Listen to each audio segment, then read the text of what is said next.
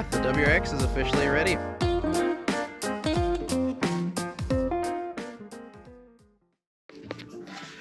All right, Alexa.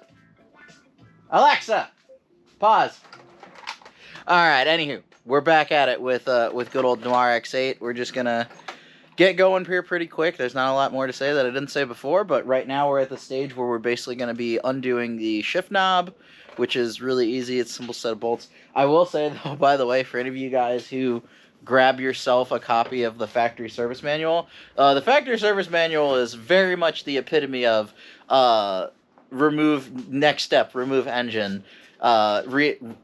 Assembly is reverse of uninstallation. So literally you get this, like it says, remove engine assembly following the chart, and then they give you this exploded diagram of everything involved. So what we're going to do is a little bit more unconventional. We're still going to try and see if we can get the engine and trans out together just within one kind of sweeping motion. I still feel like we might end up not having as much success with that as I would like. But we will see, because that's the other thing is the OEM manual really only accounts for you dropping the entire front subframe versus like Honda, where they tell you drop the front subframe, or if you can't do that, here's how you pull the engine out from the top. So it's kind of a jerk move. I have no idea why that light just died. Why did you just die, light? Oh well, it's not like you guys need it, but I guess because even though I charged it all night, it got cold and now it's mad.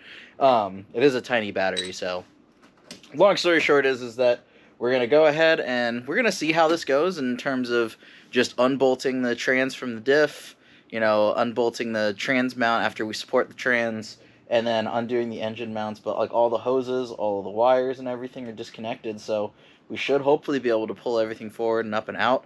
And I would really like to be able to pull the engine with the trans attached, because then it's less futzing around underneath the car. But that things don't always go to plan. Yeah, that light is just not cooperating right now. So thanks, light.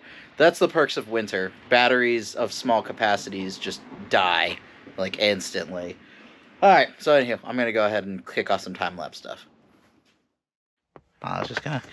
All right, so for any of you guys who are curious about how to do the whole shifter part, this whole section, basically you just pop it up, and once you pop that loose, you have to get this little connector off in order to get this control box out, and then after that, you can get all this up and get to the shift linkage. So we're going to do that real quick, and then, yeah, we're just going to keep on keeping on. All right, so obviously, what is that little thing? Car aux adapter. Yeah, you put a little 3.5mm port back here. Neat, cool. All right, well, this part is pretty standard. You'll see it on all cars, but you've got your little rubber booty here, which, that's the rubber booty. But there's some nuts that you undo to get this plate off, and then presumably this boot comes up and off the shifter.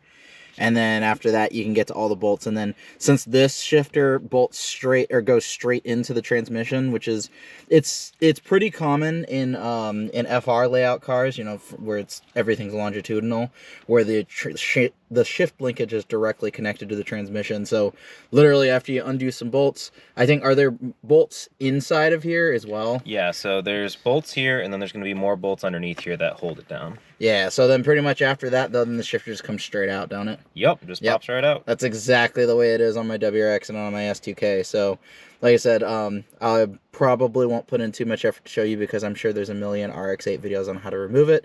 And on top of that, we're on a tighter schedule. But, if I'm feeling particularly gracious, then I'll show those little bits, but I doubt it. So, anyway, on to more taking apart. We've got stuff to do.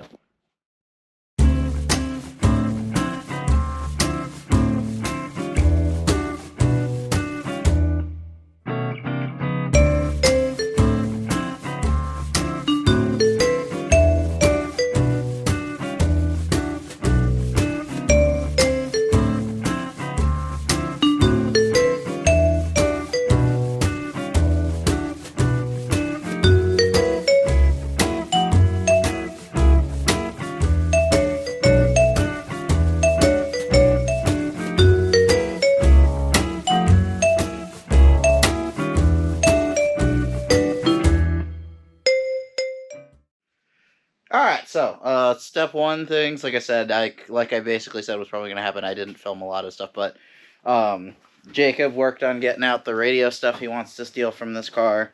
And so, you know, all that stuff's been pulled out. Shifter linkage is out. Like I mentioned before, there's just the little screws that hold the shifter into place right there. It's actually really similar to the S2000 shifter, honestly. But yeah, and then obviously you can see on top of the car, I took the exhaust off.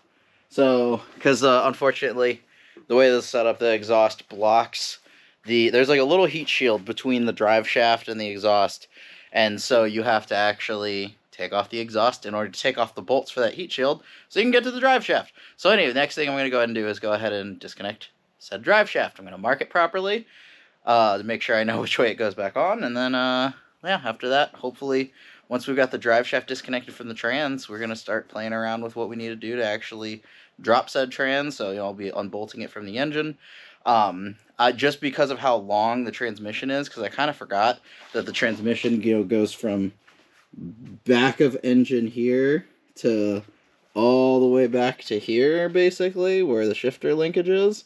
So if the car was higher off the ground, we could stick with my original plan, but now we're just going to go ahead and do same thing we do with the S2000, where we pull the trans out with the tranny jack, drop it out through the bottom, and then once we get the trans out, then we'll go ahead and just pull the motor out through the front, and then it'll be easy peasy lemon squeezy. So that's what we're going to do next.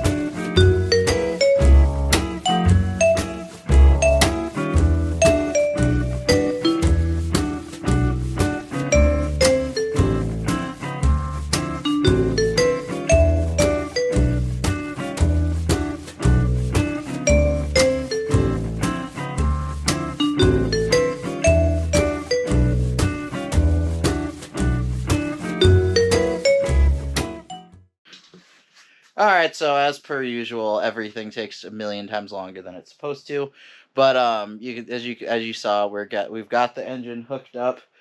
We're working towards getting the motor mounts unhooked. So right now the transmission is on a tranny jack down under the car. Which, oh cool, my diffuser just flew off. Thanks, diffuser. You're a real bro. Let's plop that on there. Sorry about that. But yeah, so you can see transmissions on a transmission jack under the car. But yeah, so pretty much the next step is trying to get the motor mounts undone. I cannot get to the passenger side motor mount to save my life from where I was at. It might just be that I need to come at it from the side, but I'll find it. I tried shoving a tool in sideways. It didn't work out, but I'll try more stuff when I'm well rested, because it's like midnight on a work week. So anyway, we're going to leave it as is. The next thing / next day is going to be actually, you know, getting the motor mounts on it, because that's the annoying thing is you can't leave the actual brackets on the motor. The engine won't clear on the way out if they're on there. So it's a whole dealio where you've got to undo the motor mounts first, then we can actually lift it up and pull it, and then the engine will swing forward, because you can see we've got a huge amount of angle going on right now, because we'll probably, when we're installing, we'll probably have to pull off the front bumper to do it better next time. But yeah, like I said, next thing's just going to be pulling the motor, and then after that, we actually get to start working on it. Toot toot. So, stay tuned for that.